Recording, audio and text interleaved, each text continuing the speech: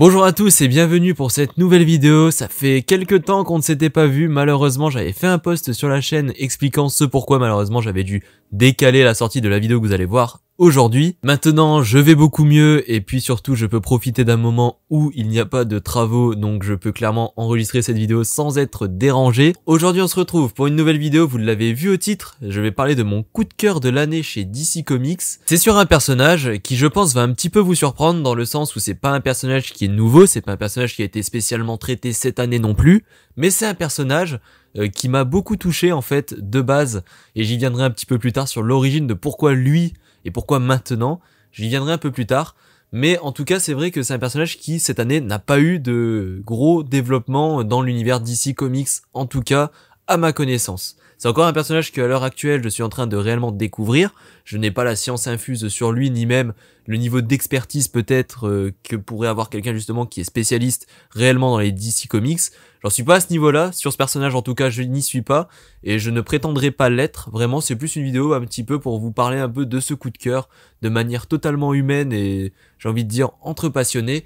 Je vous invite, avant que la vidéo commence, bien évidemment, à aimer cette vidéo, à la partager. N'hésitez pas à me dire en commentaire si vous aimez bien ce format et aussi comment pourrait-il être amélioré dans le futur.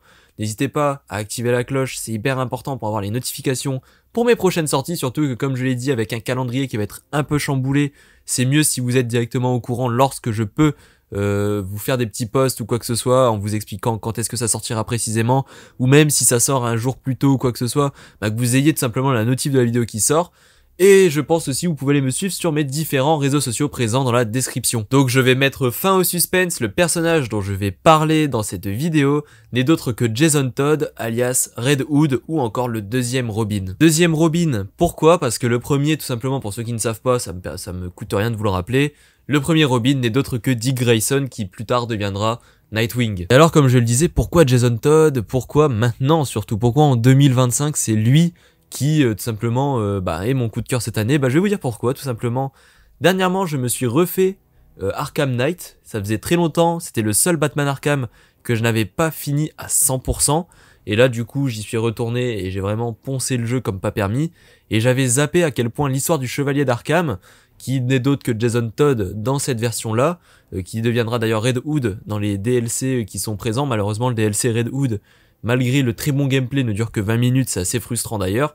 Mais j'avais zappé à quel point ce personnage était tragique. Et ce que j'aime beaucoup avec ce personnage, parce que là il y a la version des jeux Arkham et la version un peu plus classique. Donc là je vais parler de la version, c'est quelque chose qui est propre aux deux versions, mais c'est vrai que Jason Todd dans tous les cas c'est l'échec de Batman. C'est le Robin qu'il n'a pas pu sauver. Dans la version des Arkham, il ne l'a pas sauvé au sens littéral, il pensait qu'il était décédé alors qu'il ne l'est pas. C'est la nuance qu'il y a, il n'est pas mort, il a bien été torturé pendant très longtemps par le Joker, puis ensuite, plus tard, donc quand il revient dans Arkham Knight, il s'allie à l'épouvantail tout simplement pour se venger de Batman. La nuance avec, par exemple, le dessin animé, enfin plutôt l'animé Batman Under the Red Hood, d'ailleurs qui est extraordinaire parce que je l'ai regardé juste avant de faire cette vidéo justement. Dans celui-ci, et que c'est la version un peu plus classique de Red Hood, si vous voulez, Jason Todd se fait tuer par le Joker en étant en mission en fait de base pour faire une diversion, parce que Ra's al Ghul a lui-même un plan. Au final, le Joker va trop loin et va même rompre son contrat avec Ra's al Ghul puisqu'il va tuer Jason Todd, ce qui n'était absolument pas prévu. Ra's al Ghul va se sentir coupable de ce qu'a fait le Joker tout simplement et va ressusciter Jason Todd qui ressuscitera en Red Hood justement. C'est la nuance. Dans une version, il est décédé et ressuscité grâce aux os de Lazare, là où dans la version de Arkham, il reste un personnage qui est en vie tout du long. Personnellement, à l'heure actuelle, de ce que j'ai le plus apprécié, c'est la version où il est torturé par le Joker et où il ne meurt pas, parce que je trouve que déjà le voice actor, alors je n'ai pas la version, je ne sais pas qui l'a fait sur Arkham Knight, le voice actor, en sachant que j'ai fait le jeu en VO, est extraordinaire lorsqu'il délivre les phrases, tout simplement au moment où on découvre que Jason Todd est Arkham Knight, il est tout le temps à deux doigts de péter un câble en fait, on sent vraiment la souffrance etc. du personnage, et je trouve que du coup le fait qu'il ne soit pas mort si vous voulez, et que malgré qu'il endosse finalement qu'il endosse cette personnalité de vengeur etc., de la volonté de se venger de Batman ou quoi que ce soit, le fait qu'il ne soit jamais mort réellement, je trouve que ça rend l'émotion plus puissante. Maintenant dans la version Under the Red Hood, ce que j'ai beaucoup aimé avec cette version là, c'est que Red Hood, bah, il est directement beaucoup plus incisif, je dirais, parce que c'est vrai que le Chevalier d'Arkham va retourner s'allier avec l'Épouvantail. Après, quand il va être en Red Hood, comme je l'ai dit, on ne le voit pas suffisamment. Et c'est dommage, parce qu'en plus, le DLC vous propose d'affronter Black Mask. C'est assez logique, puisque Red Hood, dans tous les cas, est là pour lutter contre la pègre.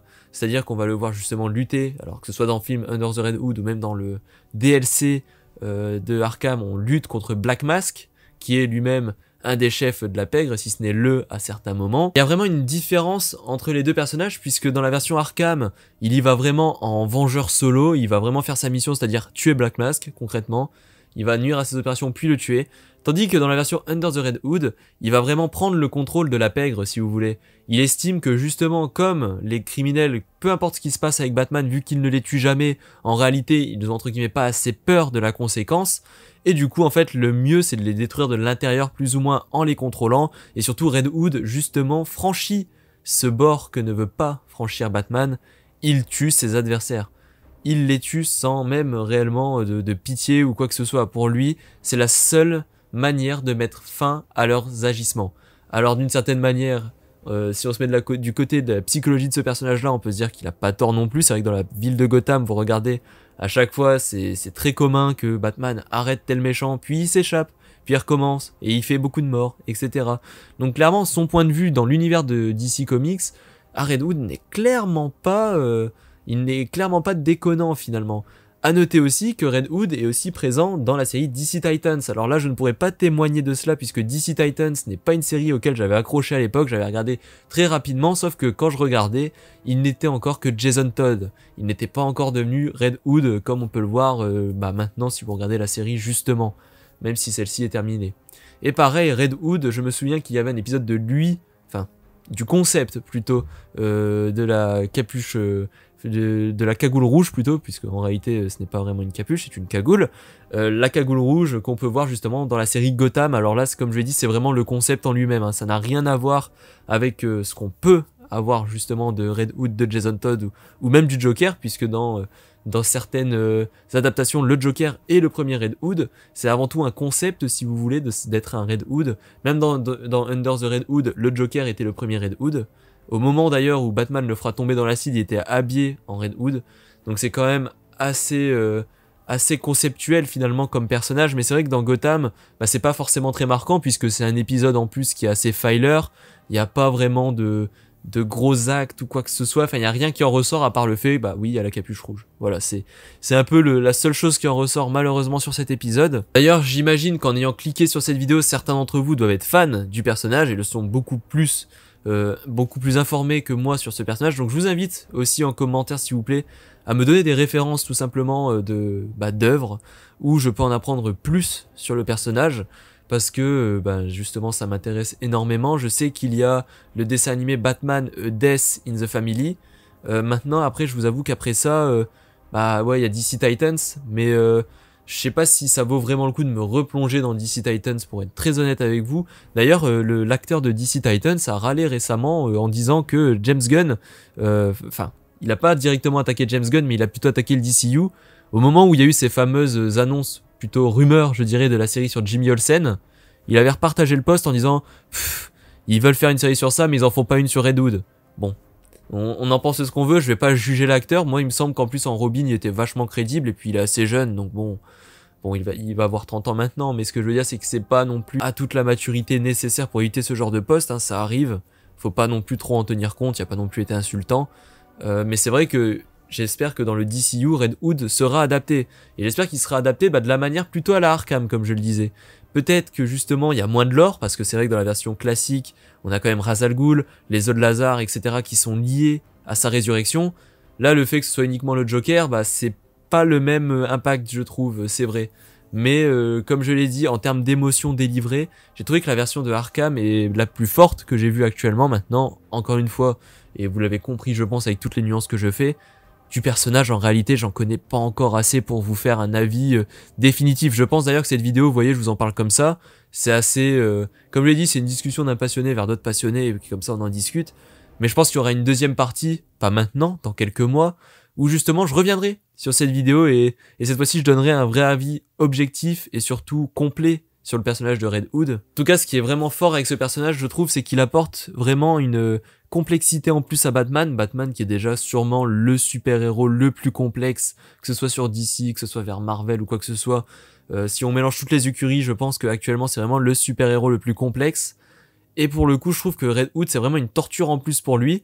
Alors, je sais qu'il y a des versions où ils finissent plus ou moins par coopérer. Ça reste du plus ou moins parce que les méthodes sont clairement pas les mêmes et pas validées, hein, ils se valident pas mutuellement spécialement. Je sais qu'à un moment, il y a potentiellement aussi une réconciliation entre les deux, même si bon, bah ça ne sera plus jamais comme avant réellement. Mais en tout cas, moi, ce que j'aime beaucoup, c'est vraiment le fait que, par exemple, dans Under the Red Hood, Batman se retrouve face au fait de ses actes, en réalité. Alors, il ne le sait pas que Jason a été ressuscité. Il le découvre en enquêtant, tout simplement. Mais il découvre aussi que l'échec de sa mort est encore plus fort maintenant parce qu'il est revenu sous une forme que Batman n'aurait jamais voulu. Alors oui, de tous les Robins, c'est celui qui a la caractéristique à être le plus agressif. D'ailleurs, à la base, Jason Todd, avant d'être trouvé par Batman, était un délinquant plus ou moins. Donc clairement, c'est celui qui avait un peu ce côté le plus fragile psychologiquement, on va dire, de tous les Robins qu'il y a eu.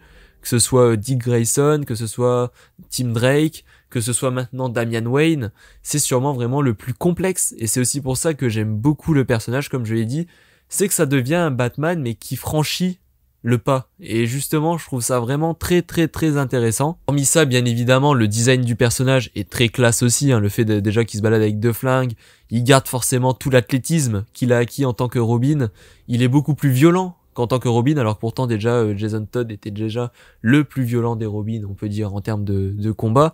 Mais vraiment, ce que j'aime beaucoup, c'est que c'est un personnage qui se laisse aller et qui va affronter des personnages, alors comme je l'ai dit, comme Black Mask. Malheureusement, Black Mask, en réalité, vous regardez dans les œuvres principales. Je tiens à le préciser, les œuvres principales de Batman, il est rarement l'antagoniste, c'est un antagoniste plutôt secondaire, je veux dire. Souvent, dans les œuvres principales qui mettent en avant Batman, on a le Joker, forcément, on a Harvey Dent, on a Hush, on a Poison Ivy par moment, c'est vrai aussi, on a l'épouvantail, mais vous voyez, on a très très rarement ce personnage de Black Mask qui est souvent un peu mis au second rang. Le fait d'avoir Red Hood justement qui va directement s'occuper de la pègre, etc., ça permet de mettre en valeur ce genre de vilain, en fait.